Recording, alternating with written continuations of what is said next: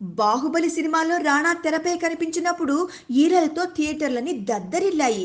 భల్లాల దేవుడిగా రాణాని అమితంగా ఇష్టపడ్డ ప్రేక్షక లోకం అతడిని తర్వాత కూడా అలాగే ఆదరిస్తుందని, అతను కనిపిస్తే అదే స్థాయిలో ఎక్సైట్ అవుతుందని దగ్గుబాటి ఫ్యామిలీ ఎక్స్పెక్ట్ చేసింది. కానీ గాజీ చిత్రానికి వచ్చిన ఓపెనింగ్ కానీ, ఈ చిత్రంలో రాణా తెరపై కనిపించినప్పుడు ప్రేక్షకుల నుంచి వస్తున్న స్పందన కానీ దగ్గుబాటి ఫ్యామిలీ అంచనాలకి తగ్గట్టుగా లేవు. గాజీలో రాణా ఎంట్రన్స్ సీన్ కి థియేటర్లో నిల్ రెస్పాన్స్ వస్తోంది. ఒక పేరున్న హీరో కనిపించాడన్న ఉత్సాహమే ప్రేక్షకుల్లో కనిపించడం లేదు. దీనిని బట్టి బాహుబలితో రాణాకి వచ్చిన స్టార్డమ్ ఆ సినిమా వరకే పరిమితం అనిపిస్తోంది.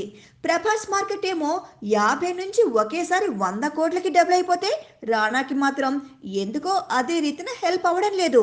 బహుశా రాణా కొద్ది రోజుల పాటు మాస్ సినిమాలపై దృష్టి పెడితే మంచిదని విశ్లేషకులు సలహా ఇస్తున్నారు.